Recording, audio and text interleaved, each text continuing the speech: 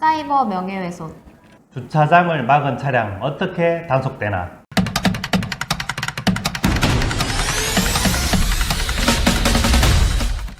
안녕하세요. 친절한 대구연구소에서 법률 정보를 전달해드리는 엄세현 변호사입니다. 안녕하세요. 친절한 대구연구소에서 생활 밀착형 정보를 맡고 있는 김도형 소장입니다. 아시는 분은 아시겠지만 저희 친절한 대구연구소는 생활 법률과 생활의 보탬이 되는 각종 정보를 신속하게 전해드리는 채널입니다. 오른쪽 아래쪽에 구독과 왼쪽에 좋아요를 눌러주시면 방송 제작에 기쁨이 되겠습니다. 저의 주제는 아파트 주차장을 막은 차량 어떻게 되나입니다. 먼저 엄 변호사님 주제부터 시작하겠습니다. 명예훼손죄라는 건 다들 아시다시피 타인에게 피해자에 대한 사실을 얘기를 해서 그 피해자의 명예를 훼손시키는 문제잖아요. 그 사실을 이야기한다는 건 진실한 사실을 얘기하는 걸 수도 있고 허위 사실을 얘기하는 걸 수도 있고 이렇게 두 가지 경우로 나뉘게 됩니다. 처벌이 좀 다른가요? 네, 당연하죠. 허위 사실을 얘기한 경우에는 법정형, 그러니까 처벌 수위가 더 높고요. 진실한 사실을 이야기한 경우에는 그 이야기한 이유가 정말 공공의 이익을 위해서 그런 거다라고 한다면 처벌받지 않을 수 있습니다. 그러나 허위 사실을 얘기해서 상대방 명예를 훼손시킨 경우에는 당연히 그럴 기회가 없습니다. 아참, 저 명예훼손에 대해서 궁금한 게 있었는데요. 요새 그 펜션이나 식당 다녀와서 인터넷에 많이 글을 남기잖아요. 그런데 정말 나쁜 업체가 있을 때 그렇다고 그 후기를 너무 심하게 남겨서 명예훼손으로 고소되는 경우도 있다고 들었는데 그런 경우 어떻게 되나요? 네, 저도 그런 상담 문의를 종종 받았었는데요. 명예훼손이라는 게 불특정 다수에게 사실을 얘기함으로써 성립하는 범죄다 보니까 정말 상황에 따라서 다양하게 판단될 수가 있습니다. 다만 최근 판례는 이렇게 인터넷에 남긴 후기가 정말 실제로 이용한 서비스나 제품을 바탕으로 해서 객관적 사실에 맞게 한정된 사람에게만 전파하였다면 공공의 이익을 위해서 올린 것이라고 판단을 해서 무죄를 선고한 경우가 있었습니다. 따라서 일부 비방하는 이야기가 있다고 하더라도 그 후기가 전체적으로 봐서 다른 사람들을 위해 작성된 것이라고 보이면 무죄가 될 수 있고 누가 봐도 그저 그 업체를 정말 비방하고 싶어서 욕하고 싶어서 올린 거라고 보일 때에는 처벌받으실 수 있는 겁니다. 따라서 일부 비방하는 이야기가 있다고 하더라도 그 후기가 전체적으로 봐서 다른 사람들을 위해 작성된 것이라고 보이면 무죄가 될 수 있고 그저 누가 봐도 그 업체를 욕하고 싶어서 욕설을 하기 위해서 올린 것이라고 보이는 경우에는 처벌받으실 수 있는 겁니다. 네, 아무리 화가 나더라도 객관적 사실에 근거해서 비방적인 표현은 자제하면서 후기를 써야 되겠네요. 네, 맞습니다. 제가 최근에 진행한 사건 중에서도 허위 사실인지 여부, 그리고 공공의 이익을 위한 것인지 아닌지가 큰 쟁점이 되었던 사건이 있었습니다. 어떤 사건이었는데요? 한 유명 유튜버 A씨가 부정하게 조작한 내용이 담긴 영상을 올려서 수익을 얻었다는 점을 다른 유튜버 B씨가 영상을 분석해서 시청자들에게 공개했던 것인데요. 그 B씨는 이런 A씨로 인해서 방송 플랫폼을 제공하는 회사, 시청자들, 또 다른 개인 방송인들이 피해를 입고 있다고 봐서 고심 끝에 알리게 된 것이었죠.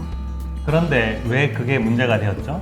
A씨도 이 영상이 공개된 후에 참 곤란했겠죠. 어떤 이유에서인지 제가 진심을 알 수는 없지만 우선 부정하게 무언가를 조작했다는 점 자체도 부인을 하면서 B씨가 자기를 비방할 목적으로 허위 사실을 알림으로써 자신의 명예를 훼손시켰다라고 주장했습니다. 그러나 전 B씨로부터 그가 분석한 영상들을 받아서 법적으로 재해석해서 B씨가 언급한 사실이 허위가 아니라는 점을 우선 강력하게 주장을 했고요.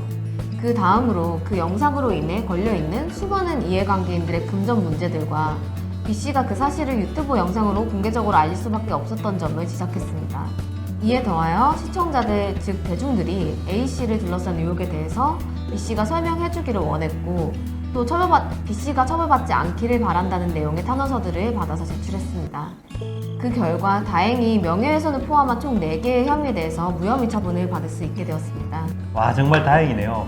B씨 같은 내부 고발자가 나오기 위해서는 지금 경우처럼 정말 명예훼손으로 처벌해서는 안 된다는 생각이 듭니다. 네.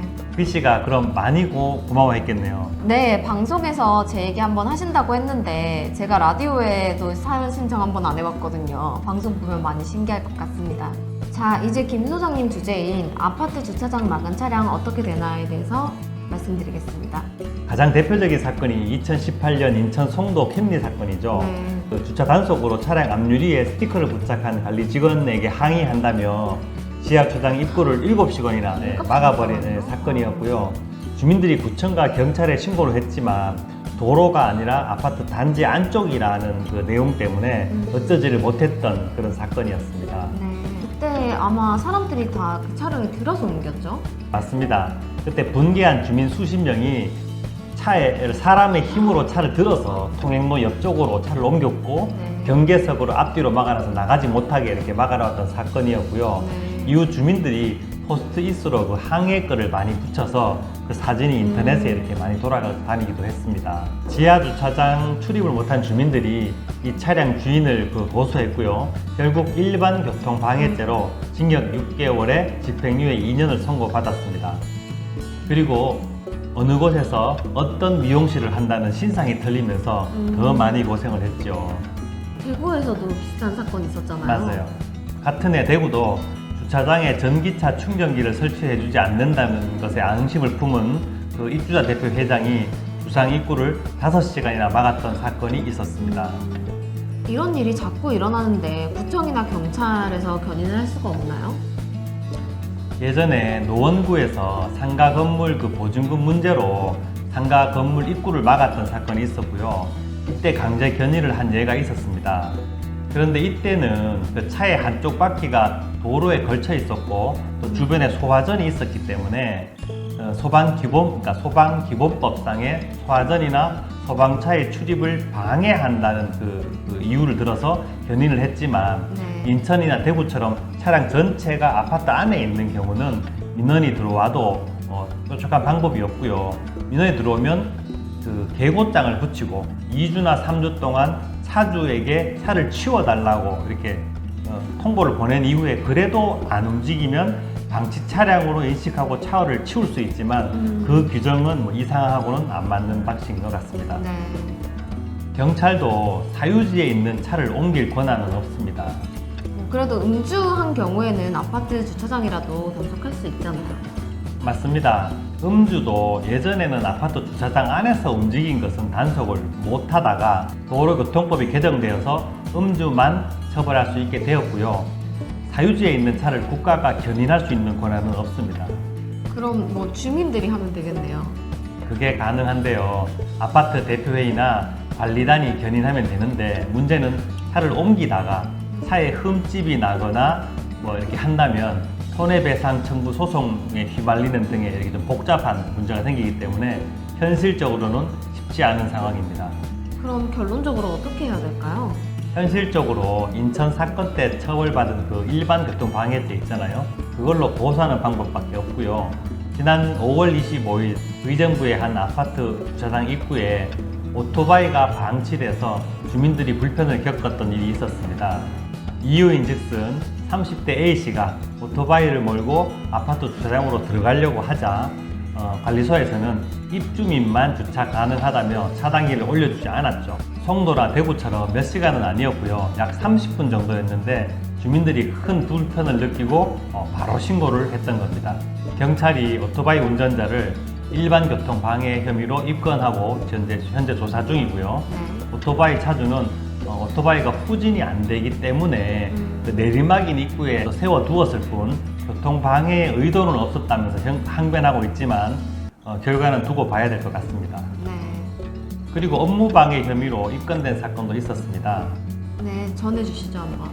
지난 6월 1일 경기도 평택의 한 아파트 입구를 14시간이나 막은 사건이 있었는데요. 이유는 아파트 주차 공간이 부족해지자 차량 대수에 비례해서 그 해당 세대의 주차요금을 부과하자는 규칙을 만들고 그달 처음 시행하는 날이었습니다. 아마 주차 요금이 그럼 시비가 되었을 것 같네요.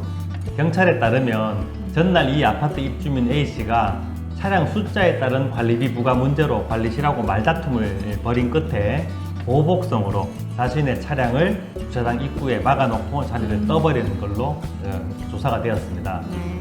주민들 반응은 어땠어요? 인천 송도 사건 때처럼 메모지에 무슨 권리로 여러 사람이 다니는 그 입구를 막았느냐, 네. 또는 여기 땅 주인이세요? 뭐 아니면 뭐 얼른 차를 빼세요, 부끄러운 줄 아세요? 이렇게 이런 등의 그 포스트잇을 붙여가지고 네. 항의를 표시하는 반응을 보였습니다. 당연할 것 같아요. 아파트에서 주차 규정을 정하는 방식이 민주적이었다면 함께 따르는 게 정상인데 참 걱정입니다. 업무방해의 유무죄 결과는 나와봐야 알겠지만 일단 조사를 받으러 경찰서를 들락거리는 것 자체가 유쾌하지는 않을 것 같습니다. 오늘은 이 정도 하고요. 다음 주는 평택 아파트처럼 주차비를 받는 아파트에서 차가 파손됐을 때 그 주차장의 소유자인 아파트 대표회의나 관리자인 그 관리사무소에다가 배상을 청구할 수 있는지에 대해서 알아보도록 하겠습니다. 네. 다음 주도 기대해 주시기 바랍니다.